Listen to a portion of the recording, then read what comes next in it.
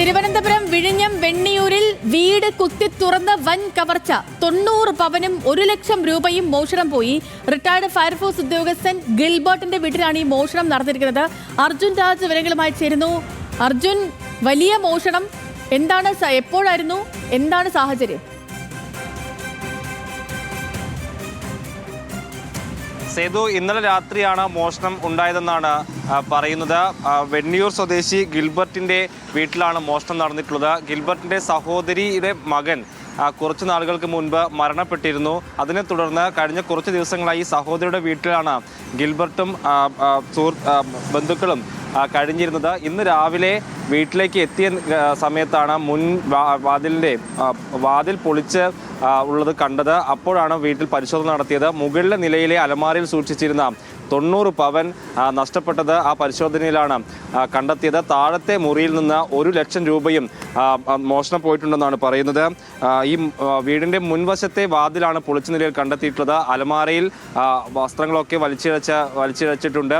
ഒപ്പം മുൻവശത്ത് ഗേറ്റ് ഉണ്ടായിരുന്നു. പക്ഷേ ആ ഗേറ്റിലൂടെയല്ല കള്ളൻ കടന്നിട്ടുള്ളത്, അല്ലെങ്കിൽ മോഷ്ടാക്കൾ കടന്നിട്ടുള്ളതെന്നാണ് പോലീസ് സംശയിക്കുന്നത്. ഗേറ്റ് പൂട്ടിയ നിലയിൽ തന്നെയാണുള്ളത്. അതുകൊണ്ട് തന്നെ തൊട്ടടുത്തുള്ള മതിൽ വഴി ചാടിക്കടന്നാണ് ഈ മോഷ്ടാക്കൾ അകത്തേക്ക് കയറിയതെന്നാണ് മനസ്സിലാക്കുന്നത്. എന്തായാലും വിഴിഞ്ഞം പോലീസ് സ്ഥലത്തെത്തി അന്വേഷണം ആരംഭിച്ചിട്ടുണ്ട്. ഇവർ ഈ വീട്ടിലില്ല എന്നുള്ളത് മനസ്സിലാക്കിക്കൊണ്ട് വന്ന ആളുകളാണെന്നതുൾപ്പെടെയുള്ള കാര്യങ്ങൾ പോലീസ് പരിശോധിക്കുകയാണ്. 90 പവൻ എന്ന് പറയുമ്പോൾ വലിയ ഒരു തുകയാണ്. അതുകൊണ്ട് തന്നെ നല്ല രീതിയിലുള്ള അന്വേഷണം പോലീസിന്റെ ഭാഗത്ത് നിന്ന് ഉണ്ടാകും. കഴിഞ്ഞ കുറച്ച് ദിവസങ്ങളായി ഇവർ വീട്ടിലില്ലായിരുന്നു എന്നുള്ളതാണ് ഇതിൽ പ്രധാനപ്പെട്ട കാര്യം. ബന്ധുക്കളും ഗിൽബർട്ടും സഹോദരിയുടെ വീട്ടിലാണ് ഉണ്ടായിരുന്നത്. സഹോദരിയുടെ പുത്രൻ കഴിഞ്ഞ ദിവസങ്ങൾക്ക് മുൻപ് മരിച്ചതുമായി ബന്ധപ്പെട്ട് അവരൊക്കെ ആ വീട്ടിലാണ് ഉണ്ടായിരുന്നത്. അതുകൂടി കണക്കിലെടുത്ത്, അല്ലെങ്കിൽ ഇവർ വീട്ടിലില്ലാത്തത് കൂടി മനസ്സിലാക്കിയിട്ടാണോ ഈ മോഷ്ടാക്കൾ വീട്ടിലേക്ക് എത്തിയതെന്ന് പോലീസ് സംശയിക്കുന്നുണ്ട്.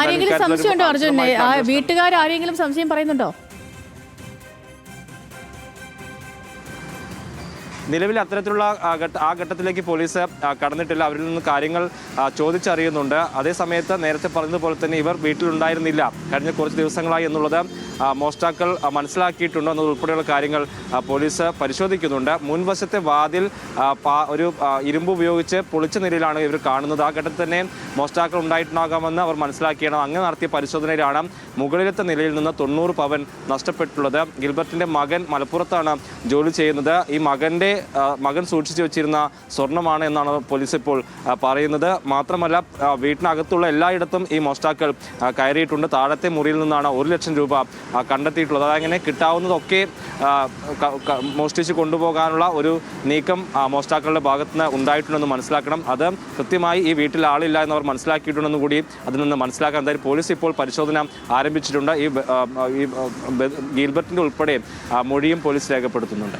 അല്ല, ഈ ഭാഗത്ത് ഈ കഴിഞ്ഞ ഇടയ്ക്കോ ഈ അടുത്തിടയ്ക്കെങ്ങാനോ എന്തെങ്കിലും മോഷണമോ കാര്യങ്ങളോ അങ്ങനെയൊക്കെ ഉണ്ടായിരുന്നോ അർജുൻ?